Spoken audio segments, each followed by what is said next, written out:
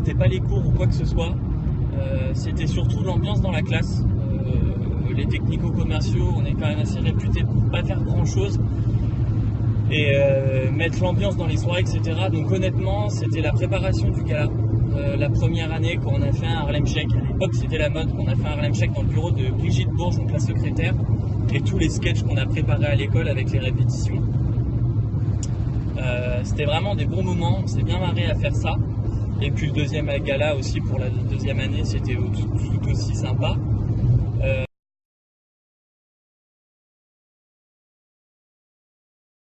Le plus important pour moi, c'est l'aspect, je pourrais dire l'aspect technique. On s'en rend compte aujourd'hui, être commercial et avoir le bagou, c'est quelque chose qui marche plus. Je m'en rends compte, je m'en suis rendu compte dans mon boulot et je m'en rends compte actuellement depuis que j'ai changé. Le vendeur d'imprimante, on va dire, qui passait de porte en porte et qui mettait son pied pour pouvoir parler, ça marche plus. Il faut vraiment apporter une solution technique et apporter la bonne solution adaptée au projet du client. Donc c'est vraiment l'aspect technico qui est vraiment le plus important pour moi aujourd'hui.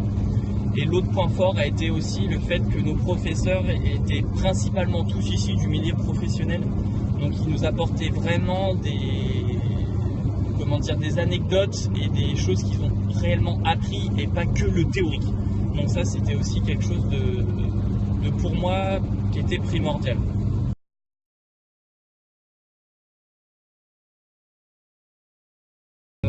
Donc moi je travaillais chez un négociant de bois indépendant, une toute petite entité, on était 4.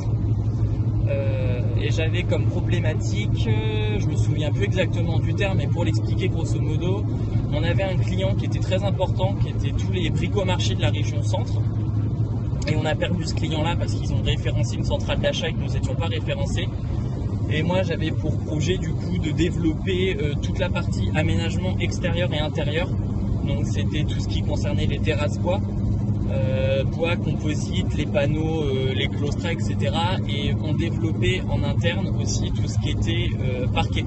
Donc on travaillait avec principalement des produits français, donc Chaîne de l'Est, Parquet de France, Berry-Alloc en stratifié. Et aussi on faisait un peu d'allemand, etc. pour tout ce qui était contre-collé. Donc on travaillait avec Weitzer Parquet, etc., etc.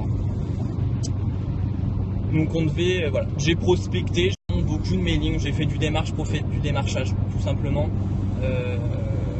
Et c'était plutôt intéressant. Bon, c'est sûr, quand on est jeune, si vous allez avoir ce genre de mission, on se prend beaucoup de portes parce qu'on n'est pas crédit. Mais bon, après, là-dessus, tout l'aspect technique est important parce que là, on peut pallier notre jeune âge par rapport à l'aspect technique si on connaît bien cette partie-là.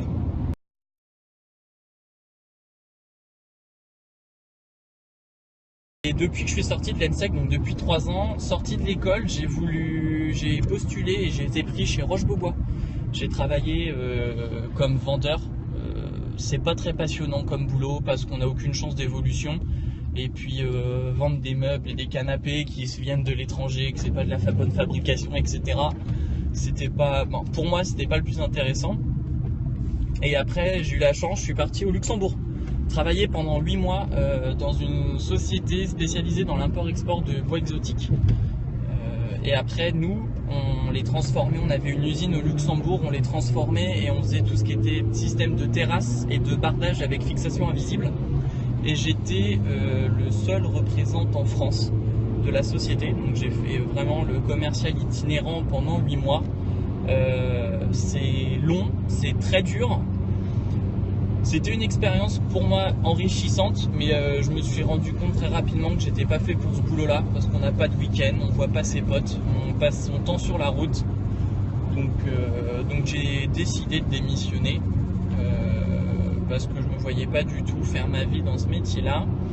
Et là actuellement, depuis que je suis parti, je travaille dans une agence immobilière et je vends, donc je fais uniquement de la transaction. Donc l'aspect commercial m'aide, l'aspect technique du BTS aussi m'aide quand on fait des visites, etc. Si les gens veulent des points un petit peu techniques, même si grosso modo on parle de la maison en général. Et je vends moi principalement tout ce qui est maison et tout ce qui aussi va partir à côté, tout ce qui est propriété de chasse et propriété on va dire de week-end, etc. Donc je fais très peu d'appartements et je fais principalement des biens d'une valeur assez importante, et c'est un métier qui est plutôt sympa, on s'amuse bien. Je pense que j'ai trouvé ce qu'il me fallait. Donc voilà. Après, pour en revenir, c'est une formation, le BTS technico-commercial, qui est très sympa, très enrichissante. Les profs sont plutôt cool. De toutes les études que j'ai pu faire, c'est vraiment là où je me suis vraiment marré et où j'ai pris plaisir à apprendre. Et je me rends compte tous les jours que j'utilise des choses que j'ai apprises. Et voilà. Donc j'espère avoir répondu à toutes les questions et pas avoir trop cafouillé.